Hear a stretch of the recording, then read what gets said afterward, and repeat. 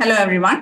வரும் சட்டசபை தேர்தல்ல திமுக கூட்டணியில காங்கிரஸ் கட்சிக்கு மொத்தம் 28 தொகுதிகள் ஒதுக்கப்பட்டிருக்கு. இந்த நிலையில தான் காங்கிரஸ் கட்சி இந்த முறை கோவை மாவட்டத்துல 3 சட்டசபை தொகுதிகளை குறிவச்சு காய் நகர்த்திட்டு வருது அப்படின்னு சொல்லப்படுது. இந்த தொகுதிகளை ஏற்கனவே திமுக கூட்டணியில இருக்கிற பிற கட்சிகள் கேட்பதா கூறப்பட்டு வரும் இந்த நிலையில முதல்வர் ஸ்டாலின் அவர்களுக்கு இது ஒரு புதிய தலைவலியை ஏற்படுத்தி இருக்கு அப்படின்னு சொல்லலாம். நீண்ட இழுபறிக்கு பின்னால மோதலுக்கு பிறகுன்னுட்டுன்னு நிறைய எதிர்கட்சி தலைவர்கள் எல்லாம் சொல்லிட்டு இருக்காங்க. திமுக காங்கிரஸ் கூட்டணி மீண்டும் உறுதியாயிருக்கு. இறுதியா காங்கிரஸ் கட்சிக்கு 28 சட்டசபை தொகுதி, ஒரு ராஜ்யசபா சீட்டை வந்துட்டு திமுக வழங்கி இருக்கு. கடந்த 2021 சட்டசபை தேர்தல்ல காங்கிரஸ் கட்சி 25 தொகுதிகள்ல போட்டியிட்டு 18 இடங்கள்ல வெற்றி பெற்றாங்க. இந்த முறை 28 தொகுதிகள்ல காங்கிரஸ் களமிறங்குது. ஈரோடு கிழக்கு தொகுதியில காங்கிரஸ் எம்எல்ஏவாக இருந்த திருமகன் ஈவேரா காலமானார். அதை அடுத்து இடைத்தேர்தல்ல அவரோட தந்தை EVKS இளங்கோவன் காங்கிரஸ் சார்பில் போட்டியிட்டு வெற்றி பெற்றார். அவரும் காலமானதை தொடர்ந்து திமுக அந்த தொகுதியை கைப்பற்றியது. இப்ப திமுக சார்பில் சந்திரகுமார் எம்எல்ஏவா இருக்காரு. இந்த முறையும் திமுக சார்பில் அவர் களமிறக்கப்படலாம் அப்படின்னுட்டுன்னு ஒரு விஷயம் இருக்கு. இதனால இப்ப காங்கிரஸ் கட்சிக்கு வந்துட்டு 17 எம்எல்ஏக்கள் மட்டுமே இருக்காங்க. இப்படியான சூழல்ல தான் இந்த 17 தொகுதிகளையும் மீண்டும் திமுகவிடம் காங்கிரஸ் கேட்டிருக்காங்க.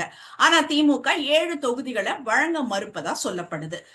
அதன்படி பாத்தீங்கன்னா விருத்தாச்சலம், ஊட்டி, அறந்தாங்கி, நாங்குநேரி, சிவகாசி, தென்காசி, ஸ்ரீவைகுண்டம் இந்த தொகுதிகள்ல காங்கிரஸ் எம்எல்ஏக்கள் இருக்கிற நிலையில அதனை திமுக வழங்க மறுப்பதா கூறப்படுது. இது திமுக காங்கிரஸ் கூட்டணியில ஒரு புதிய பிரச்சனையா மாறி இருக்கு. இதெல்லாம் வந்துட்டு தொகுதி பங்கீடுகள் வரப்போ வந்துட்டு இதெல்லாம் சகஜமான ஒரு விஷயம்.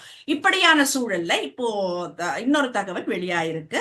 காங்கிரஸ் கட்சி தங்களுக்கு சாதகமான பிற தொகுதிகளை தேட ஆரம்பிச்சிருக்காங்க அப்படின்னு. அந்த வகையில காங்கிரஸோட பார்வை கோவை மாவட்டத்தை நோக்கி திரும்பி இருக்கு. இது பத்தி மூத்த காங்கிரஸ் தலைவர்கள் பேசும்போது, கோவையில நாங்க 3 தொகுதிகளை குறி வச்சிருக்கோம். இதுல குறைஞ்சபட்சம் 2 தொகுதிகளையாவது வந்துட்டு போட்டியிட விரும்புறோம். கடந்த தேர்தலை பார்க்கும்போது எங்களுக்கு கோவையில நல்ல ஆதரவு இருக்குன்னு சொல்லியிருக்காங்க. அந்த வகையில கோவை மாவட்டத்துல காங்கிரஸ் கட்சி கோவை தெற்கு, கோவை வடக்கு, சூலூர் இந்த 3 சட்டசபை தொகுதிகளை குறி வச்சிருக்காங்க. கோவை தெற்கோட நிலவரம் என்ன அப்படின்னு பார்க்கலாம். கோவை தெற்கு தொகுதியில 2021 சட்டசபை தேர்தல்ல திமுக கூட்டணியில களமிறங்கிய காங்கிரஸ் வேட்பாளர் மயூரா ஜெயக்குமார் 3வது இடம் பிடித்தார். இந்த தொகுதியில அதிமுக பாஜக கூட்டணியில பாஜகவோட வானதி ஸ்ரீனிவாசன் அவர்கள் 53,209 வாக்குகள் பெற்று வெற்றி பெற்றார். மக்கள் நீதி மையத்தின் தலைவர் கமலஹாசன் வந்து 51,481 வாக்குகள் பெற்று தோல்வி அடைஞ்சாரு. சோ காங்கிரஸ் வேட்பாளர் மயூரா ஜெயக்குமார் 41,383 ஓட்டுகள் வாங்கினார். இதனால இந்த தொகுதியை மீண்டும் தங்களுக்கு வழங்க வேண்டும்னு காங்கிரஸ் உரிமை கோர இருக்காங்க. அதே வேளையில கடந்த முறை இந்த தொகுதியில மக்கள் நீதி மையத்தின் வேட்பாளர் கமலஹாசன் 1,728 வாக்குகள் வித்தியாசத்துல மட்டுமே தான் தோத்து போயிருக்காரு. இதனால திமுக கூட்டணியில இருக்கிற மக்கள் நீதி மையமும் இந்த தொகுதியை கேட்டுட்டு வரதா சொல்லப்படுது. அதே போல கோவை வடக்கு, சூலூர் சட்டசபை தொகுதிகளையும் காங்கிரஸ் கட்சி குறி வச்சிருக்காங்க அப்படின்றதுதான். கோவை வடக்கோட நிலவரம் என்ன அப்படின்னு பாத்தீங்கன்னா, அதிமுகவின் அம்மன் கே அர்ஜுனன் எம்எல்ஏவா இருக்காரு. இவர் கடந்த தேர்தல்ல 81,454 ஓட்டுகள் வாங்கி வென்றாரு. திமுகவின் சண்முக சுந்தரம் 77,453 ஓட்டுகள் வாங்கி 4,001 ஓட்டு வாக்குகள் வித்தியாசத்துல தோல்வியை தழுவினாரு.